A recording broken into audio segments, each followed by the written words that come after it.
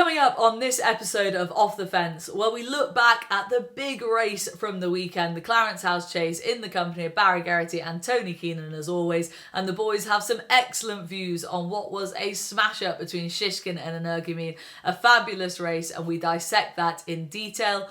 We also look back at the action from Haydock, where we saw Jonbon, among others, in action up there. Is he still a horse that we'll be backing for the Supreme? Well, the boys have varying views there as well. We also look ahead to the week's action coming up, Gowran Park for the Thyestes Chase, and Cheltenham Trials Day on Saturday as well. There is loads coming up in this episode of Off the Fence.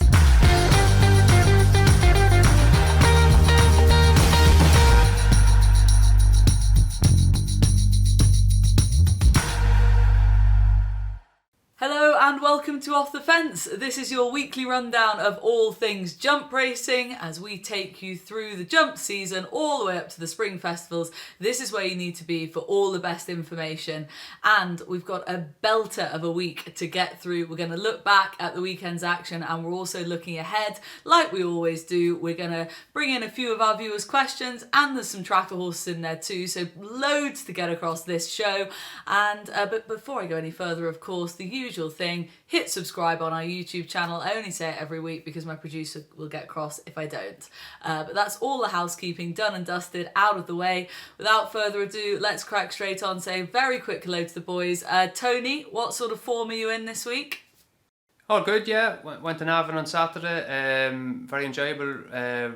Restrictions all kind of basically gone here, and it felt very much like a normal race meeting, and I'm sure there's going to be a couple of good fixtures here over the next few weeks with Gowran and Leopardstown, so hopefully more the same. Lovely, lovely stuff. And Barry, were you out and about this weekend as well? No, I had a quiet weekend. I was staying and doing my homework for Vanessa, but I'm looking forward to Gowran on Thursday with a full house, and I'll be in Cheltenham Saturday too. Very good. Glad to hear it, because you've been in the pub quite a lot recently, so good to know that you're knuckling down to a bit of intense research. Let's get stuck straight into the big talking point of the weekend, which is, of course, over here at Ascot, the Clarence House Chase, Shishkin taking on Energumene. Loads of us thought it would never happen, and it did happen, and it delivered beyond what many of us could ever have hoped in terms of a race over 2 miles, seeing two top notchers go hammer and tongs. It was a real treat, but you've all seen it probably 100 times by now. And so, Barry, let's come to you first. Just the race as a whole, as a spectacle watching it at home, what was your view on it in the initial instance just after the race? That was brilliant. That was an amazing race. From word go, obviously Energumene out the gate. A good strong gallop all the way. Shishkin was close to him too. Shishkin made that one mistake where he pecked on landing, but there was no actual mistake. He didn't hit the fence, he didn't get any fright. He just got stalled for literally a stride, so I wouldn't look into that. But good solid pace. It was brilliant to watch. Energumene flew the fifth last. Shishkin got a little bit outpaced, but came back on the bridle quick enough. But it was a really solid race. And for me, the difference, it was about the horse who stayed the best. Energumene, he wants soft ground. He's better on soft ground. He ran with a little bit of false pace, where he just ran a bit keen, did a bit too much, and didn't have as much to offer in the straight, I felt. Whereas Shishkin races behind the bridle, and when Nico started looking for him at the back of the second last, he had a bit to find. Also, I thought it was a very important thing. I think this was about the 16th chase ran in Ascot this season, and you've no fresh ground on the chase track, and every chase comes up that straight twice.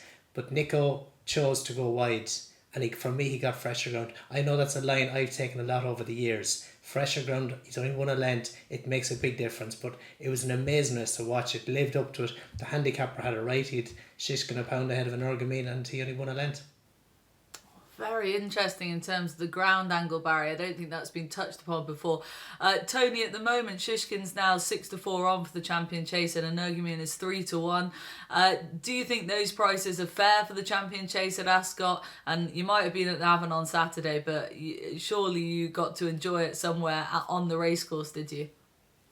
I didn't actually. I had to dash off. I was listening to it on the radio or whatever it was, and caught up with it yesterday properly.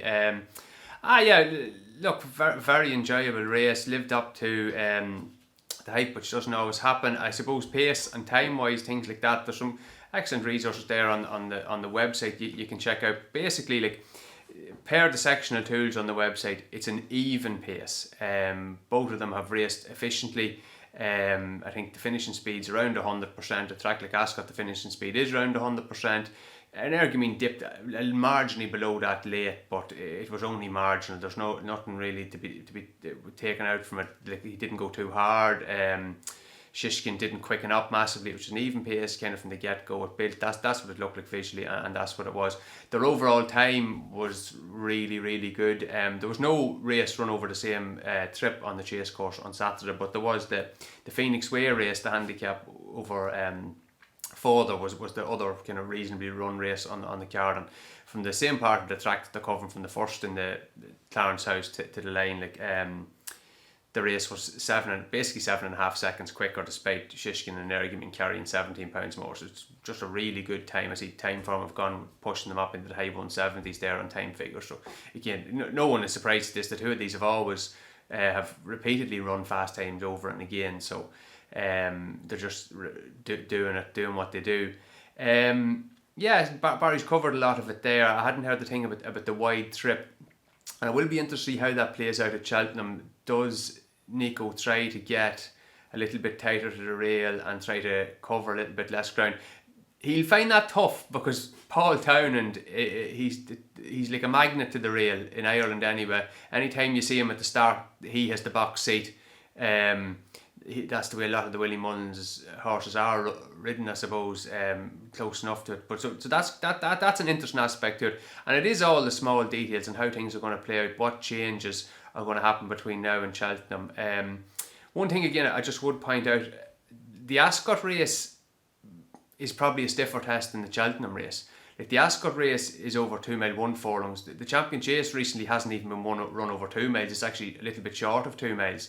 So the race on Saturday, what did it take them? I think it was 4:17 to complete the course and distance there.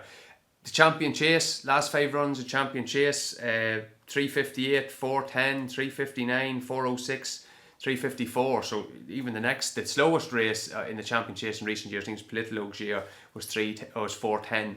So, you know, at any point in the race, where they're only running over that far, Energumene would have won. Now, of course, it doesn't always operate like that. In fact, it usually doesn't. But it's just interesting that it wouldn't be as stiff as a test. Now, of course, Shishkin has the edge at Cheltenham, proven in the biggest races at Cheltenham from before. Energumene has no experience there. So that's another thing that's going to play into it. I also thought interesting to see what Willie Mullins is saying after the race about what they're going to have to do differently to beat Shishkin the next day. I hope they don't tie themselves in knots with this, because I think they did a little bit with Min and Altior, and the one time when I think Ruby Walsh is on record saying they tried something unusual, it didn't work out at all. Min finished up getting unplaced, I think, in that Champion Chase. I think they tried to sit behind Altior, really rode to beat him, and it didn't work out at all. So I think they just should give it another go, kind of straightforward tactics to what they did on Saturday, and hope maybe. I think Shishkin's probably more likely to do something stupid. And Energumene seems to do things very professionally. A little bit disappointed in Energumene how he finished out the race, having probably done everything right up to that point, but again, running up against an absolute superstar.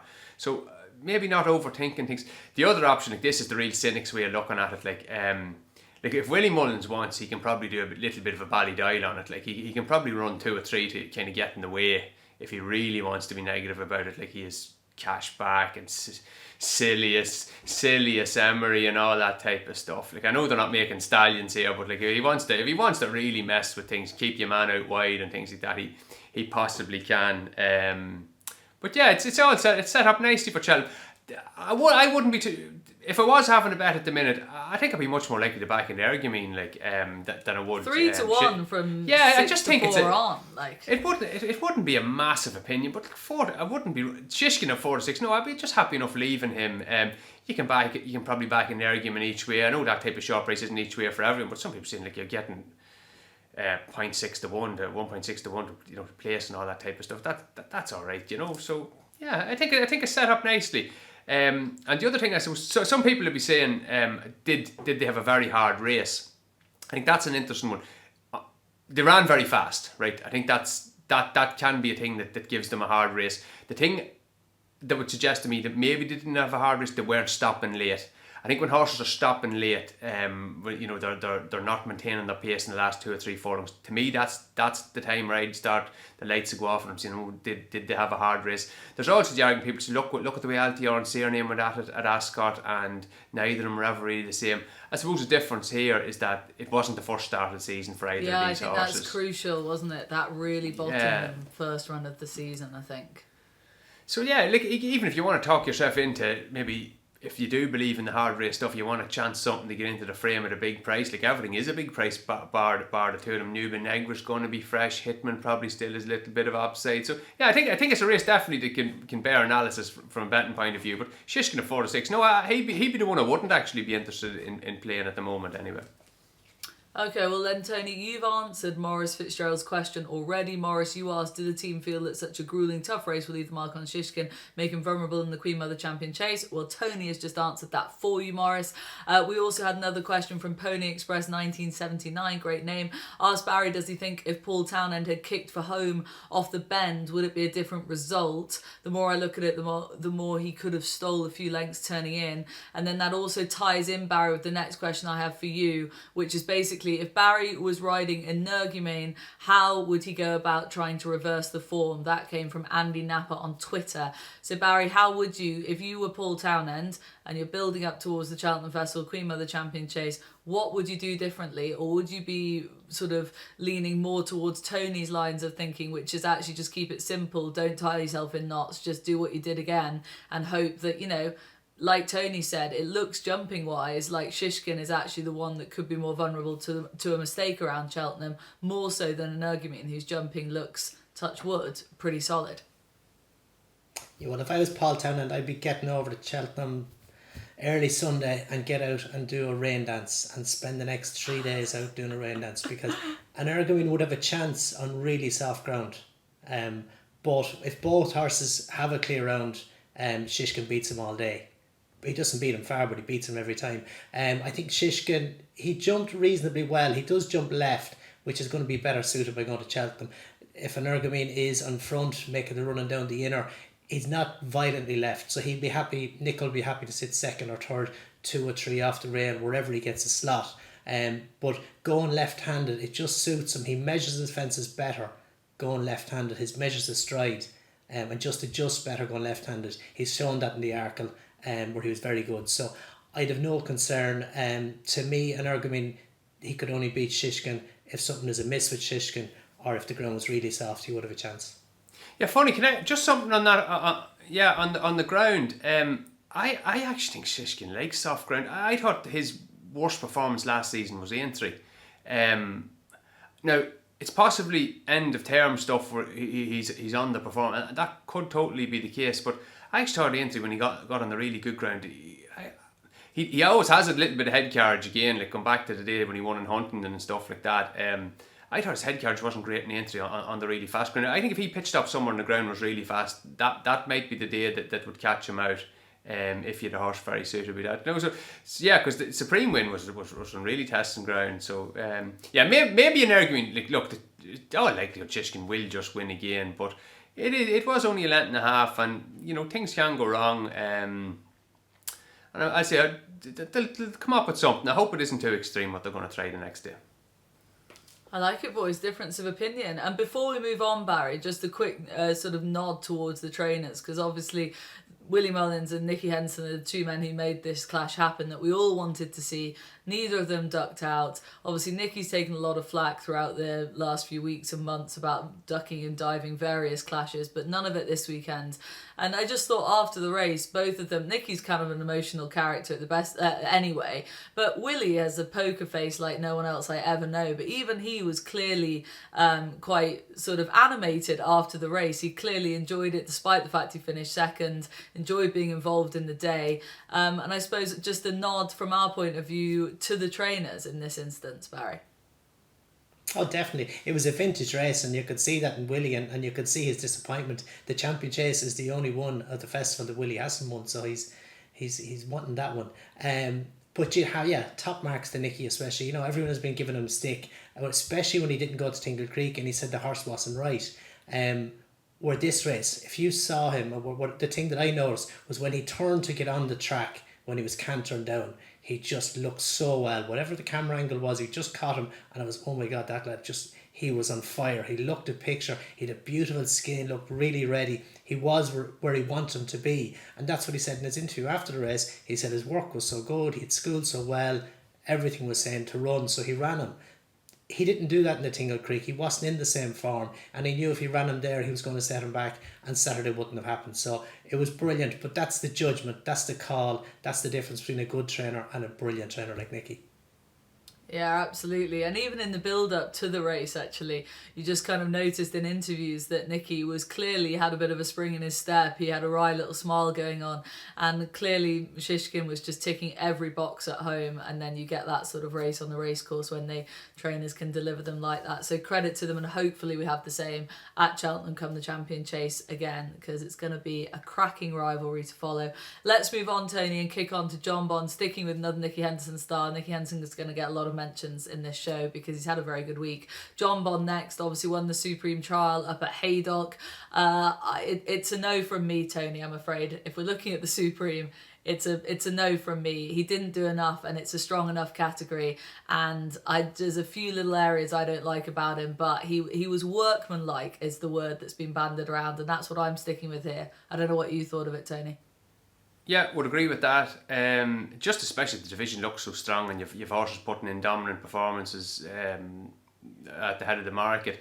Look, I suppose one thing just to pick out about the time, the official time seems to be wrong here. That they're quoting. I think they have him like 5 seconds slower than Tommy's Oscar. I think time for him done maybe a better job at this. I think he's just under 2 seconds slower. So time wise, it's not a bad effort. It's the first time he's probably been in a properly run race in a novice hurdle. But I thought there was a couple of kinks with him. I thought when he really was asked, his jumping again was excellent. Actually, must comment on that, which will be a help. But he just, when he initially asked for the effort, he cocked the jaw a little bit, which I didn't really like to see.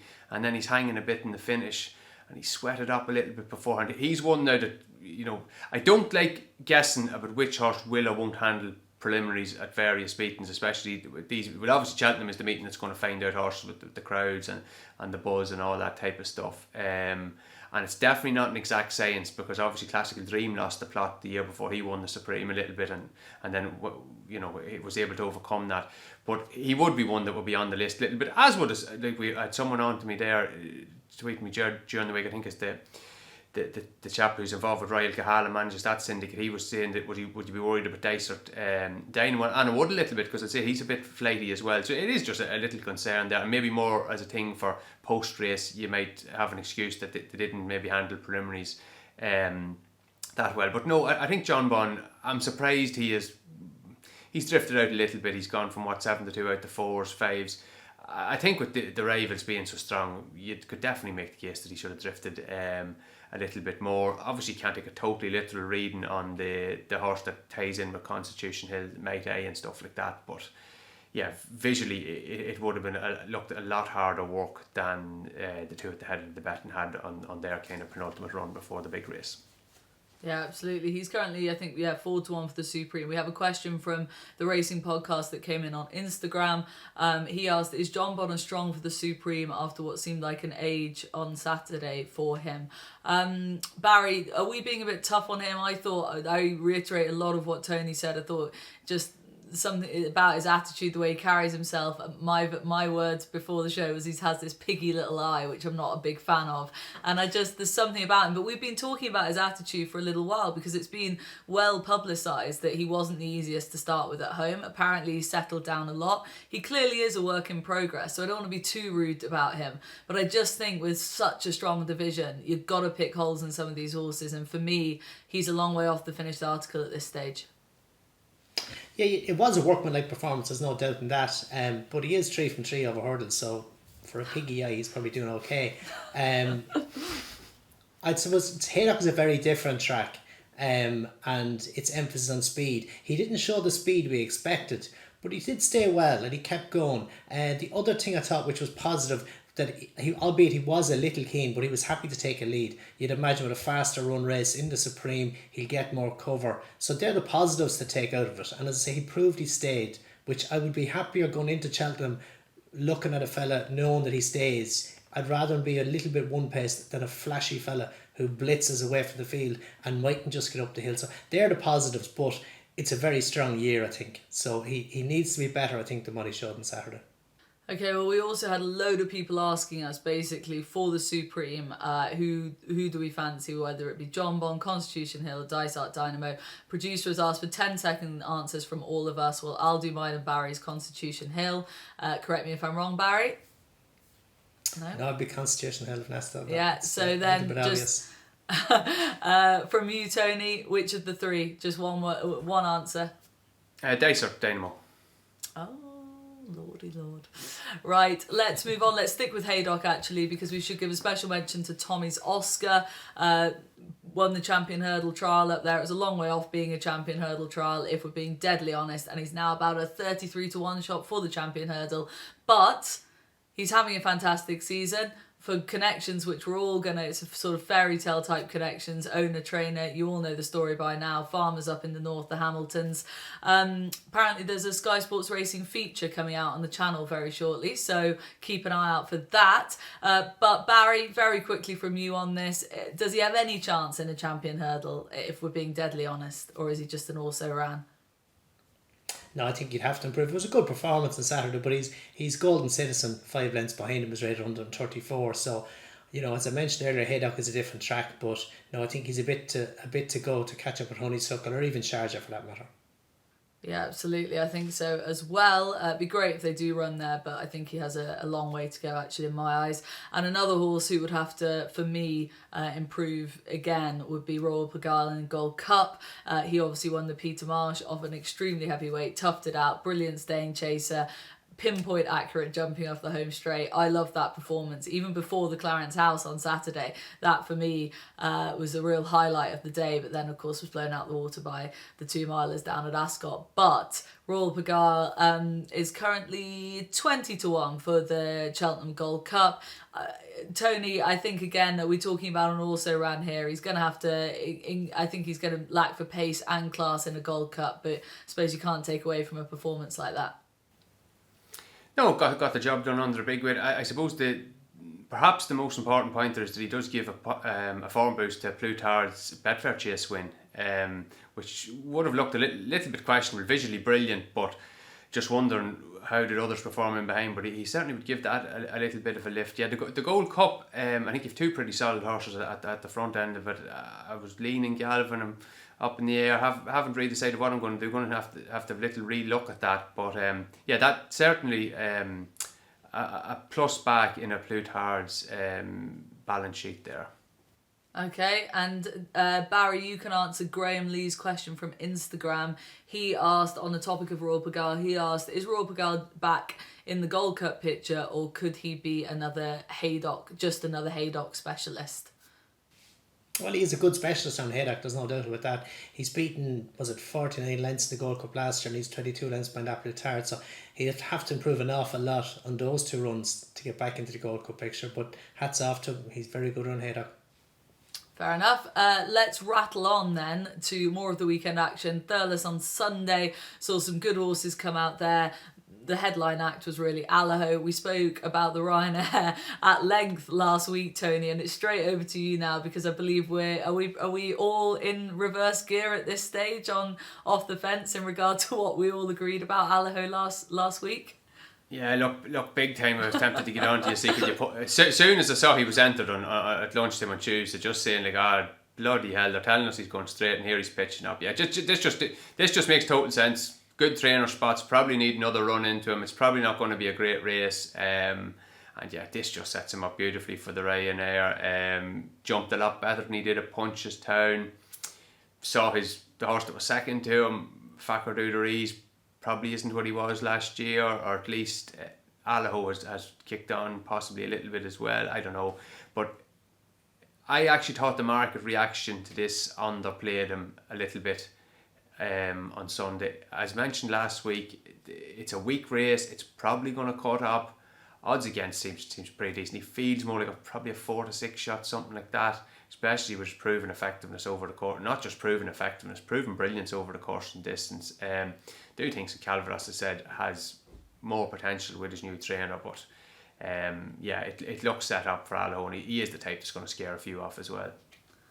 Yeah, and Tony, if we're talking about prices, you've got what was Shishkin for the Champion Chase is currently 4-6 versus Allaho's 5-4 for the Ryanair.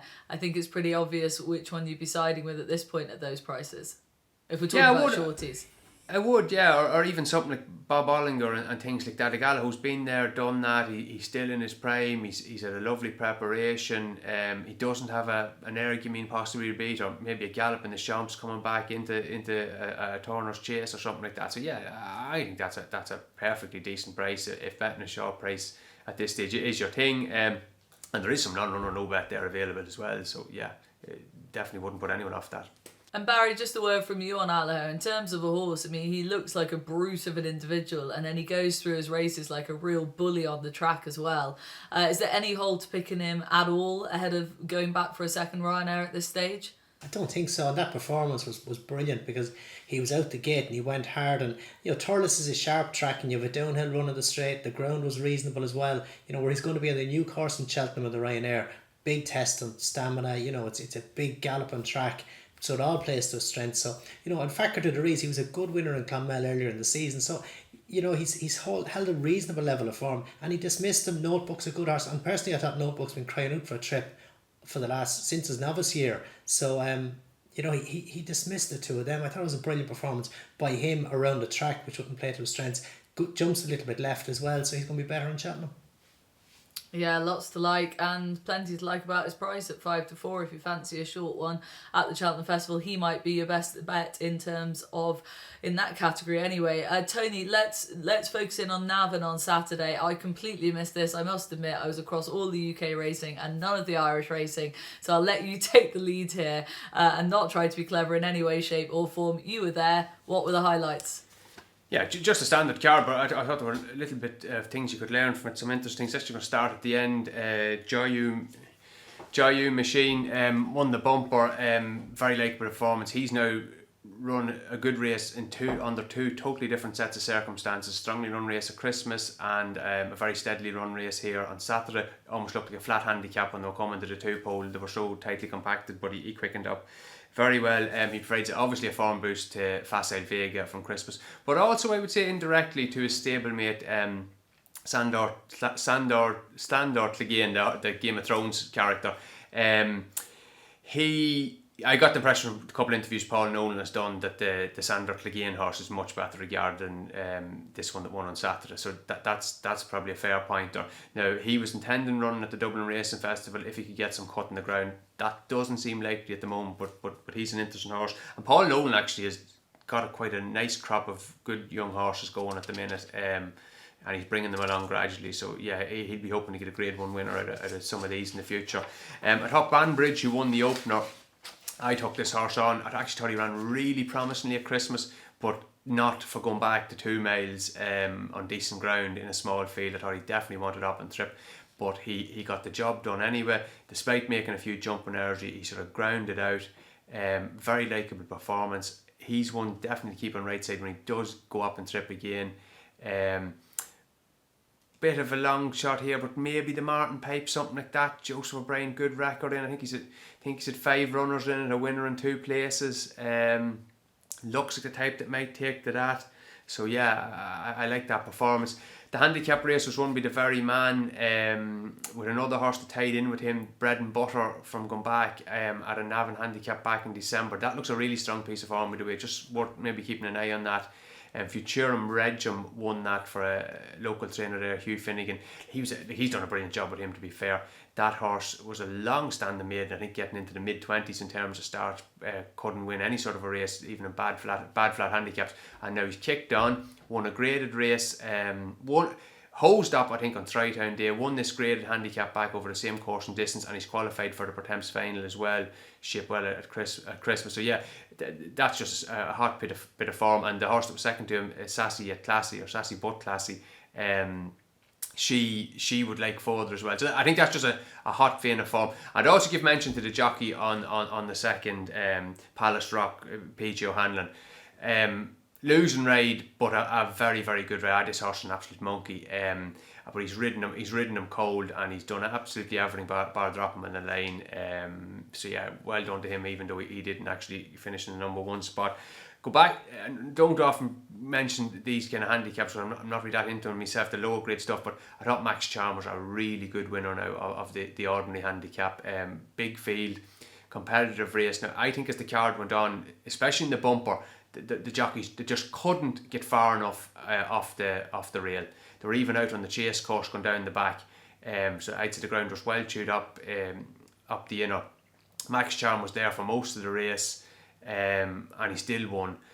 And he got shuffled back even before the turn and has picked it up, done well. And one has come at him on the outer, who I'd say also was well handicapped on the best of the ground, and he's pulled out more and pulled away. And he was also coming off the guts of 3 months of a break, so I think he's definitely one to keep inside. He's in at Gorn on Thursday in another ordinary race where under penalty, you think he'd be going very close. Now, maybe they're going to mind him a little bit more than that. So, but we'll see about that. And the last one I was just going to mention, I was kind of interested in Barry's take on this horse. Ain't that a shame in the 3 mile beginners chase? Because I know we put him up as a tracker, and I'd say he was in a little bit of hard luck that he didn't get it. He's adding to a long list of winners at the minute. He's kicking us sideways at the minute, so we better give him the mention of that. But ain't that a shame? Like, I'd say he's laced with ability, but he's a horrible watch over 3 miles. He just won't settle. I don't know if they're running him over the wrong trip. What do you reckon, Barry? Is there anything they could try and do to get a beginner's chase out of that? Because he does look to have plenty of it, but just Tony, application. Barry didn't even know he'd had a tracker winner over the weekend. That's how not across it he is. I had a tracker winner earlier, the Ash Tree Meadow, but this one I didn't win. He was second, Vanessa. Okay. Fair enough. Sorry.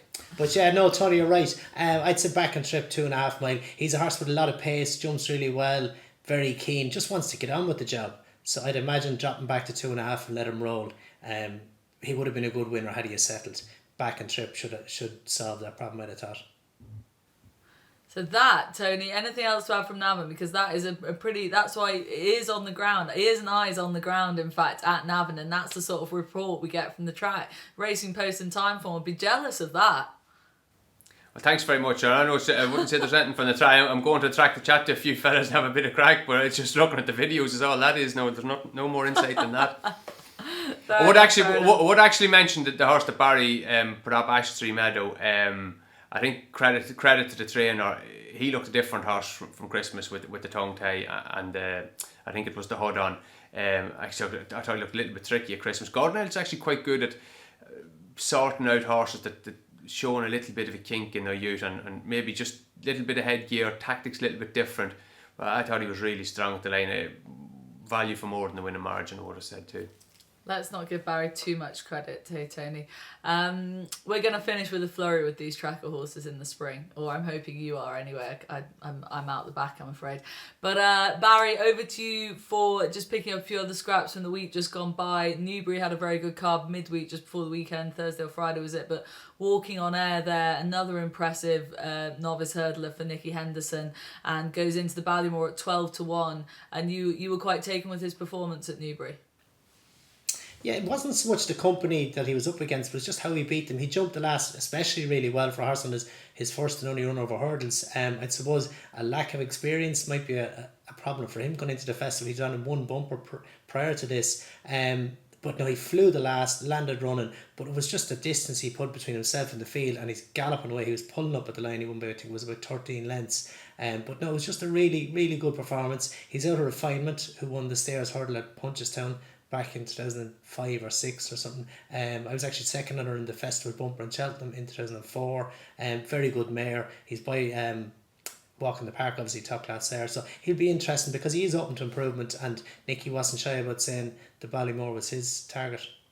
Yeah, it's straight in there with the target, which a few people were latching onto as interest in regards to the sort of Jonbon Constitution Hill chat about whether one of them might step up. Constitution Hill more so than Jonbon, but I think it seems like he really committed Walking on Air straight to the Ballymore. I'd like to see that. And Barry, sticking with you actually, because we've spoken about loads of high points from the week just been, but a big low that the news came through that Bobsworth had sadly suffered a fatal injury in the field at home his retirement home, which is at Hillwood Stud, where if anyone follows them on social media over the last few years, you'll have been able to see that Bobsworth was enjoying the highest class of retirement and seemingly having a great time in his older years. Still not an old horse, and obviously he's had a freak accident in the field, but he was a 3-time Cheltenham Festival winner, a Gold Cup winner with you, Barry. You had many great days on him. Just reflecting on him as a horse, on some of the better days you had in the saddle with him. A little legend, I think it's fair to say.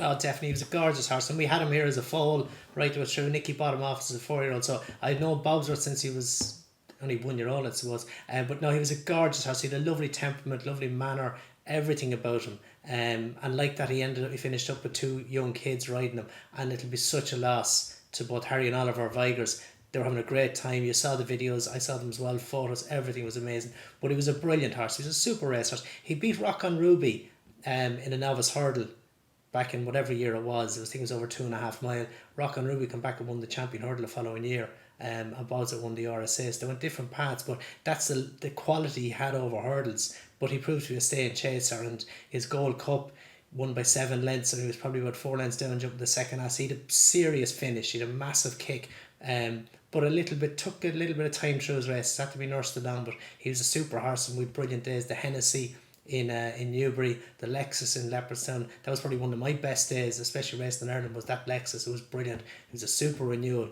but just a performance. He was probably a length or 2 down jumping the last, and he bombed home to win. So he was a super horse. Lovely to be involved with. No, it was very sad news.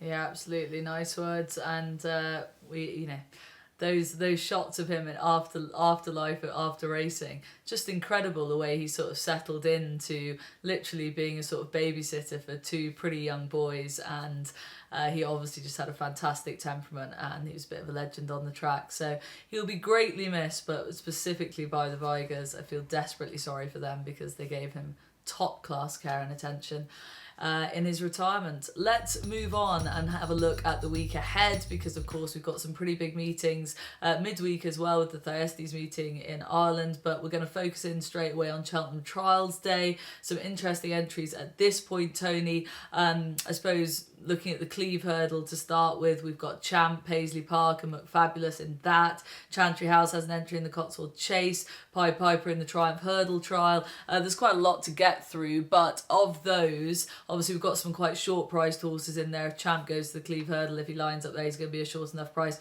But what's catching your eye in those Cheltenham trial races at Cheltenham? Yeah, Champ would catch me. I was a little bit surprised that he is having the extra. I thought there was a slight chance he might go straight to the Stayers hurdle. That's probably a good sign that he's going to get the extra run into him. Quite interesting bit on the website there. Ken Peterson writes that the paddock notes and things like that. I thought he got Shishkin spot on in that he wasn't too ready at Kempton, and it kind of would improve at Ascot, which so he did. And he made very similar comments about Champ at Ascot. So I just wonder, is he going to improve along the same lines as Shishkin? And if so, well, obviously he's going to be very hard to beat.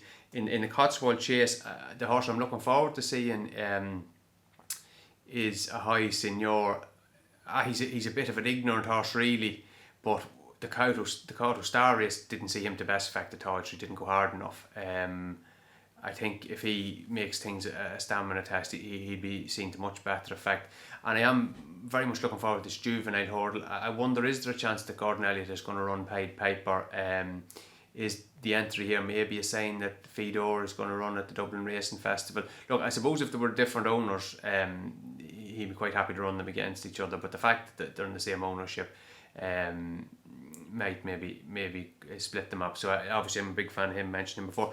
But there is one other interesting horse in that Triumph Hurdle Trial, Intern de Civil at Trinby, Nick Williams. I've been really impressed with him now so far. He got a pretty soft lead now, I'd say, when he won here at the December meeting, but he still won very, very easily, does things right, jumps well. I'd be a fan of the trainer as well. I think he's very much a trainer who brings them along, need the first run in a big way, progress a bit the second, and just keep progressing away. Seen this time and time again with his juvenile hurdlers, horse like that. And there is actually a form link between him and Fedor, the horse who won on his first start. I can't remember what track it was at in this world. I know he's been ruled out for the season since, but he ties in with Field Door from France. So yeah, I think he's one of the better English horses definitely for the Triumph Hurdle, and having already proven himself around the track. I think he's jocked up on Saturday, so I'm very interested to see how he fares out. Yeah, absolutely. That juvenile hurdle is certainly of interest. I like Unturned to Civila. I think Paul Nicholls is planning on running his horse there. I know that Harry Cobden heads there to ride his in that as well.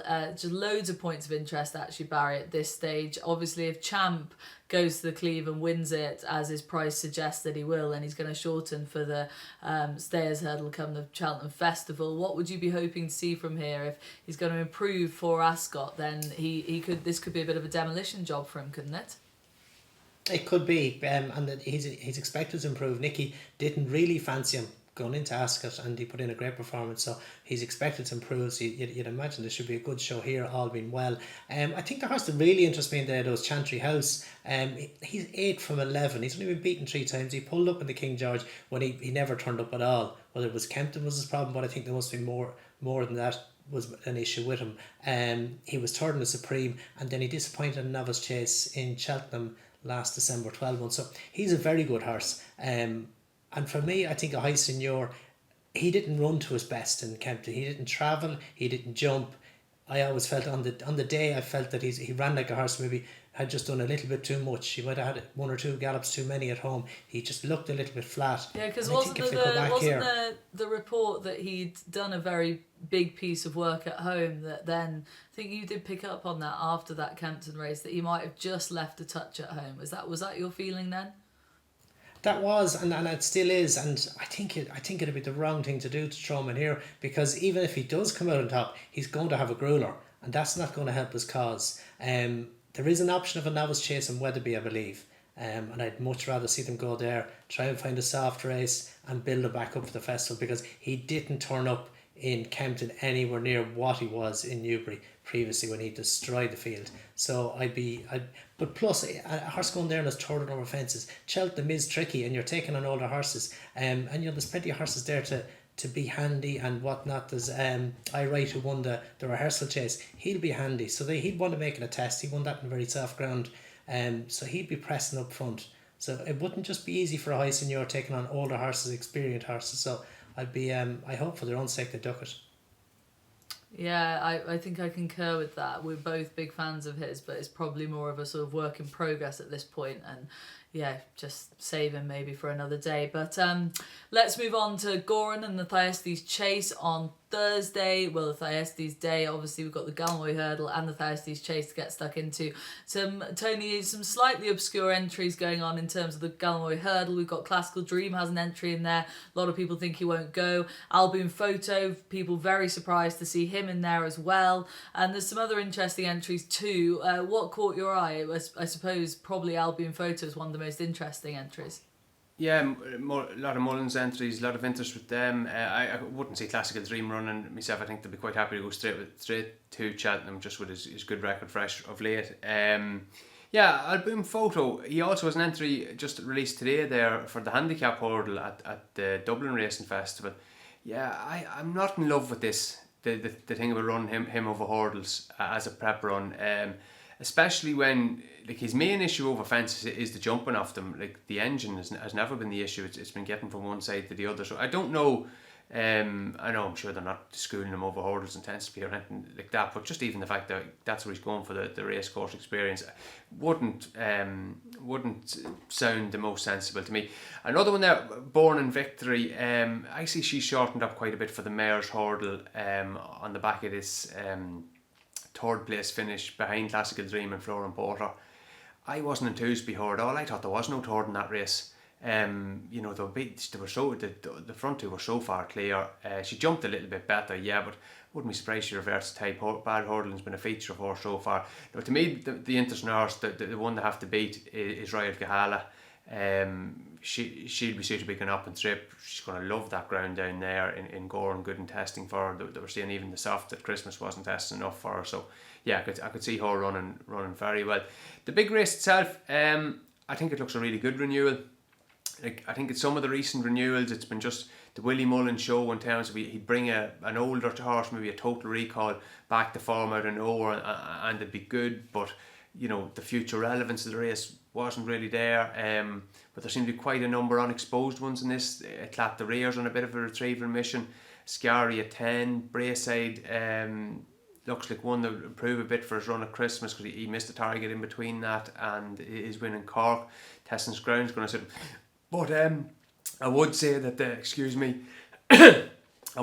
money for Longhouse Poet does make sense. He's been very well backed in the run up to the race. Perfect entitled to need his first run back at Limerick over Christmas. Hadn't run in basically a year. Over a trip that's too sharp. Like his form, winning the beginner's chase at Punchestown, I think it was last New Year's Eve, stands up to the great scrutiny really. You had a Tri-Town winner in second and a Punchestown Grand National winner in trial in third. Martin Brazel has won the race before with number 6 Valverde. So yeah, it all kind of fits that he should go well as well. Okay, and Barry, before I get your view on the big race, the Thursday's Chase itself, just picking up on what Tony said there about Album Photo and not liking this angle of running him over hurdles before obviously going back for another Gold Cup bid. In your experience, how do you think this would help a horse or hinder him? Obviously, we know Album Photo, as Tony said, has the engine, but his jumping lets him down at times. Running him over hurdles, what's the thought process behind this? Well, it can benefit some horses. If you're trying to build their confidence after a fall, maybe, or after like that they've lost a bit of confidence, you can use it to help build a horse's confidence. But I don't think that's an issue with Album Photo, and his jumping can catch him out at times. So personally, a run over hurdles, I wouldn't be big on my agenda if I was looking after him. But who would question Willie Mullins? And the other thing then as well, though, I'd rather run him in the Galway with maybe 8 or 10 runners than line up in a handicap at the Dublin Racing Festival among 25 and some yoke gallop up into the back of you. So I'd be happier running him in Goran than go to Leopardstown. Okay, fair enough. And quick word on the Thursday's Chase from you. Do you reiterate what Tony was saying about Longhouse Poet? Well back favourite at this stage now. Oh, you can make a case from definitely that beginner's chase win with the big dog and Runwell Fred. But the other horse I think deserves to be maybe a little bit shorter than he is. Could be a Clat the Rear. Obviously disappointed when he ran in Newbury behind a High Seigneur. But he beat Conflated in Wexford on his first run back on very heavy ground. He looked to get tired in the finish, so I'd say he's going to improve for that run. But Conflated went on, he won the Foxtrot Chase in Navan and got raised by the handicap by £12. So that's a good level of form as well. He loved the ground, he loved the trip, and I think he might be a little bit of value. Okay, and I think that about rounds up our look ahead. I think we've covered everything there, in which case we can just quickly do tracker time. It's already been mentioned that Barry's having a great time of it, Tony less so, and me even lesser so than Tony. My tracker horse is high stakes Warren Greatrex, and Gavin Sheehan teamed up with him in the novice hurdle at Lingfield on the third day of the Winter Millions. Finished second. Prior to that, had a fall in a Grade 1 in the Challow hurdle at Newbury, but he's a horse who's clearly got a big engine. I think they think a lot of him, and he's underperforming at the moment. And when we saw him in the novice hurdle at Lingfield, well, he was the only horse that managed to be up with the pace the whole way through and stay on. Everything else that tried to go forward in that race fell by the wayside, was either pulled up or finished last, and all around him, the horse that beat him and the third came from off the pace. Just think he's got a good engine. I just think we haven't seen the best of high stakes yet. Tony, we're going to leave Barry till last. We'll go to you next. Who's your tracker horse, please, from the week just been? But I feel a bit mean asking you because you've just given us a load of horses from Navan and a load of tracker horses, in fact. But who's the one that you've actually picked out for this section of the show? Yeah, I went to Thurles on Sunday. I'm going to go with Darren's Hope, who was fourth in the mare's chase there. Couple of things. First of all, I don't think good ground is ever going to see her the best effect. And I think she wants a little bit further than 2.5 miles too. So conditions weren't ideal for to start with. She cut out the pace with another horse, another mare, Global Equity. Global Equity finished well beaten, whereas Darren's Hope was coming back for more in the end. So I think looking at the splits, the time wasn't actually all that different to Allaho. The way the race was run was a bit different. Allaho built it up more gradually and quickened it up, whereas the mares went a bit hard. She was also the victim of Rachel Blackmore doing her Grim Reaper stuff coming into the straight. She was travelling best and just make sure she was going to finish off a few of the other jockeys, because Darren's Hope was sort of struggling a little bit at this stage because she wants a bit further and got chopped off. Now really that should end her chance altogether, but she actually kept on quite well to take fourth. So yeah, there is a specific race I have in mind for this one. Is there's a mare's chase at Limerick. I think it's either the weekend. I think this year. I think it's the weekend before Cheltenham. I think it's over 2.6, or maybe it's actually over 2.7. Scarlet and Dove won it last year. I think that would be a highly suitable race for her. She's also won the Mayor's Novice Hurdle on the same card as that, I think, last year, or a similar contest anyway. So yeah, hopefully getting on soft ground a little bit further distance should suit her. Okay, Darren's hope for Tony. High stakes for me, but Barry, it's all over to you now. Who's your tracker horse, please? Well, I was delighted to see Champagne Platinum get back to a level of form, let alone winning ways. He got up to beat Ain't That a Shame in Navan, who gave away all chance we mentioned around by running as keen as he did. But Champagne Platinum has been lost for the last 12 months. He's been back with Enda Bulger for his last 3 runs and has really struggled. But he seemed to get his confidence, and hopefully getting his head back in front might build that confidence again. Just a brilliant step back in the right direction for him. And I'd have thought maybe going forward in staying handicaps, ideally I'd say extreme trips, where he get time to warm up and get his jumping together. But no, he's a good bit better than the form he's been shown for the last 12 months. So hopefully he's getting back to winning ways. Okay, Champagne Platinum for Barry, Tony with Darren's Hope, me with High Stakes. That is tracker time done and dusted, and that wraps up this edition of Off the Fence. Join us next week when we'll be looking back at Cheltenham Trials Day and looking ahead to the Dublin Racing Festival, so that will be a big show in itself. But in the meantime, thank you very much for watching. That was Off the Fence.